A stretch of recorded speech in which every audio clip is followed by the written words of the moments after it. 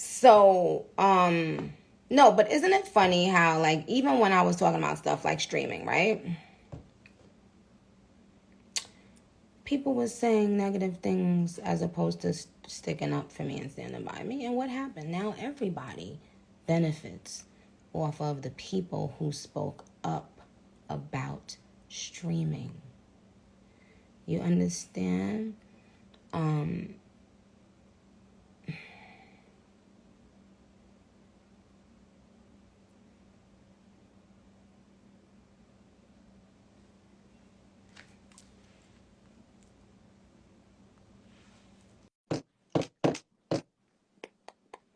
Hi, the Menage Supreme, and I love you. I know that y'all are always gonna channel.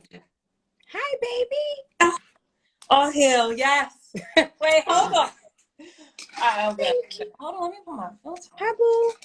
Hi, Nikki. Listen, Nikki, they don't. I told them you love me. You know, I told them you love me. They didn't believe me, but now I'm here.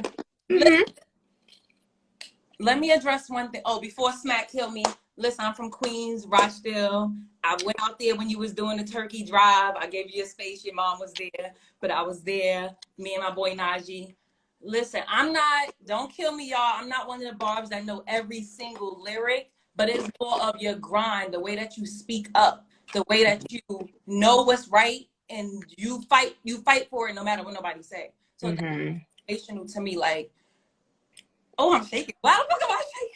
Sorry. That But Nunu, can I say something before I forget from what you just said? And I'm glad you said that, Mama, because I would have forgot. Um, there was a time when who was this talking about something? Here she go. Yeah, I don't get.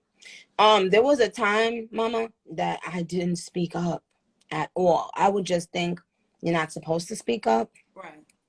And if anybody studies the history, they will know that because I didn't speak up for a long time, people ran with a bunch of crazy ass, untruthful lies about me. Yeah. So when they see me speaking up now, they be like, oh, why she gotta speak?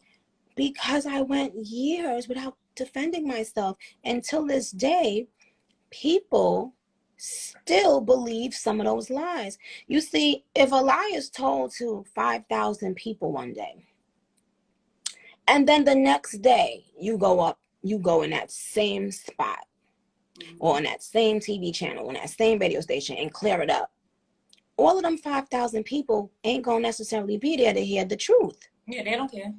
But no, I'm saying even if they're there, even if they would have cared, right? Like if all of them came, if I went and said, hey, I'm standing in the same corner and I'm gonna let everybody know that what was said about me yesterday was false, everybody that was there yesterday may not come back today. So they might still believe that lie. Yeah. Right? So imagine if you let a lie go for 3 years, 5 years. Once you tell the truth, you might get to 25% of those people. But some people still gonna run with the lie that they believed because you never spoke on it, you never cleared it up. So I wanted to explain that to people when they ask now, why does she speak on things? It's because, like, yesterday, out of nowhere, no, I don't know how I fumbled upon this TikTok video of Fendi. Fendi, who was in my life a long time ago, who put me on a come up DVD. And now he and I are cool. We back, working together and stuff in some capacity.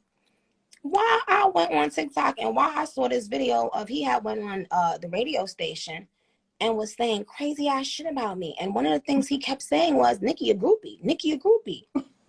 And you got everybody in the radio station in that room eating it up and believing it. And I didn't even know he said that years ago. I know he said mad shit. And again, I had forgiven him and all of that stuff. But I didn't even know he said that. So I never even cared to like address that, right? I didn't hear about it. But one thing I ain't never fucking been. Hold on. Balance speak. One thing I ain't never been is a groupie. You understand? So It was a hurt so Oh, he good Just now. imagine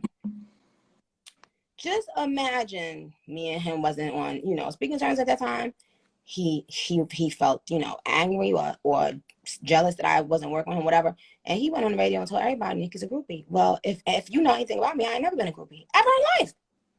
But he said it. And again, we are so past that, but I'm using it as an example that when people speak on you and you don't clear your name, that lie can go on for years and years and years. Now, Right. imagine how many people that heard that lie still probably believe it to this day. Because I never addressed it. Because, first of all, that was one of the lies I didn't even hear. A groupie? A groupie? I never been that. I used to go around all the, big male celebrities and rappers and stuff. Never fucked one of them. Never tried to suck somebody's dick so I could get on in the industry. That's a groupie. Never for a feature.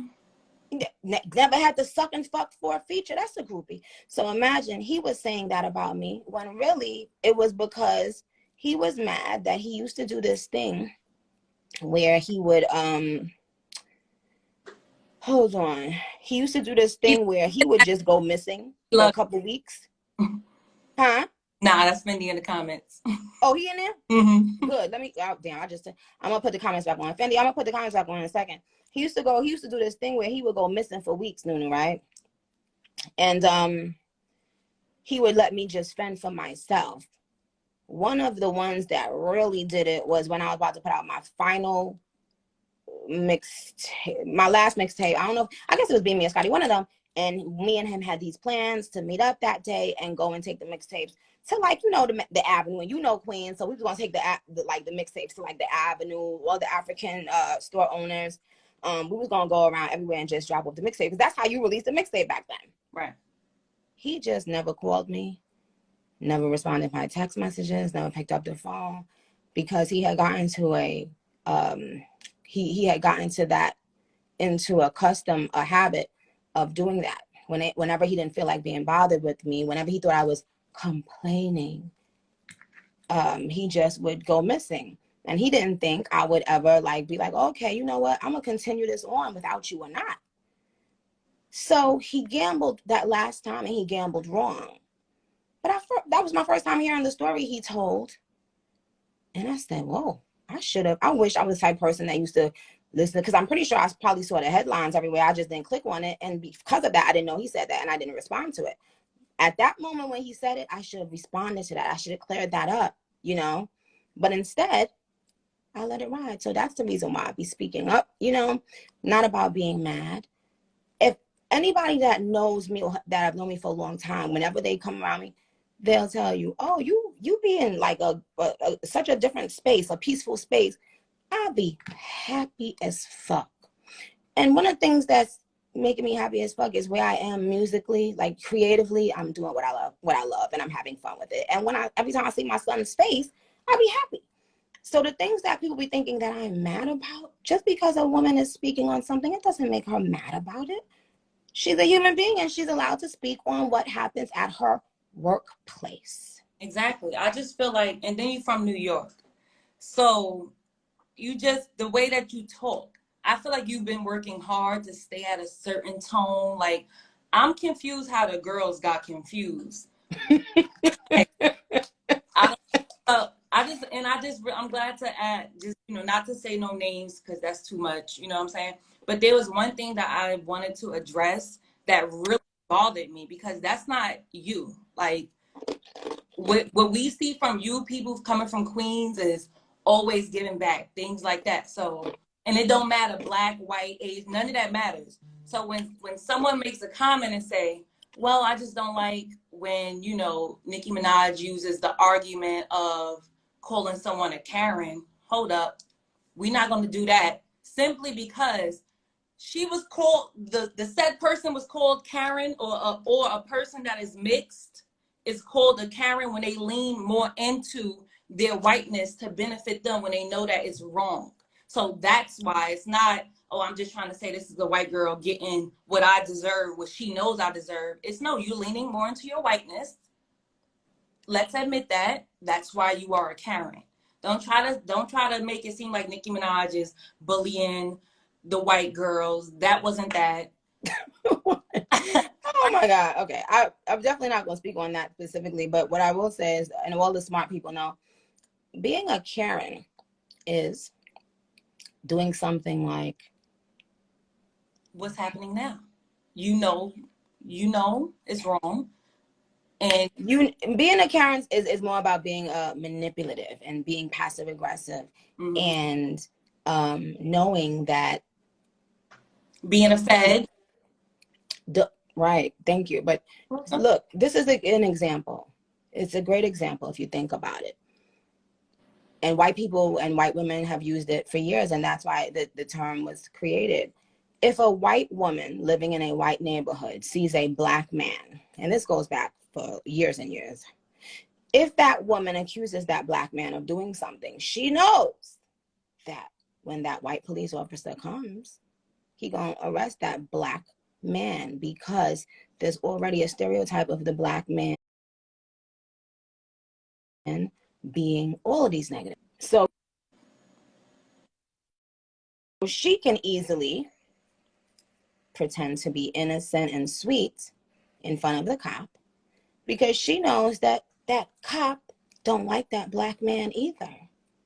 So she can come on that black man's property, she can curse, she can antagonize people, and then she can pretend that, you know, she's the sweetest person on the planet. That's what being a Karen is about. And I'm not speaking about any specific person. That's what Karens do. We see it on the videos all the time.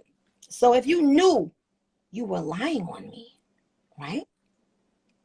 And then got me attacked while you played innocent, then that's what a Karen means. Doesn't, I mean, goodness gracious, Papa Bear is 2 years old and he could understand that. The fuck? So, well, say for that y'all, again, Anna? I said this is the educational moment because I didn't see how they didn't see that. Like, are we It's not? okay. I don't care how they don't see it. I don't like, no, that's not even, you know, my point at all today. My point was just that the Grammys had put out a Variety article and they simply tried to gaslight our community, our culture, and my fans into thinking that, oh, look what all these nice things we're doing for Nicki, when they know that the issue at hand was the fact that why did you take Super Freaky Girl out of the rap category with no explanation? And when you ask them who's responsible, they say it's a secret committee. A secret committee. A secret committee that, and you know, we can't ask any questions. But instead of them dealing with that, Nunu, they just keep on spreading this article saying that do we have a problem is in the rap category. But if I'm talking to you about Super Freaky Girl, why are you talking to me about do we have a problem? Right? That's the point. It's called gaslighting. And I'm not going to say that word again because I'm tired of that word. And they have So, yet they captured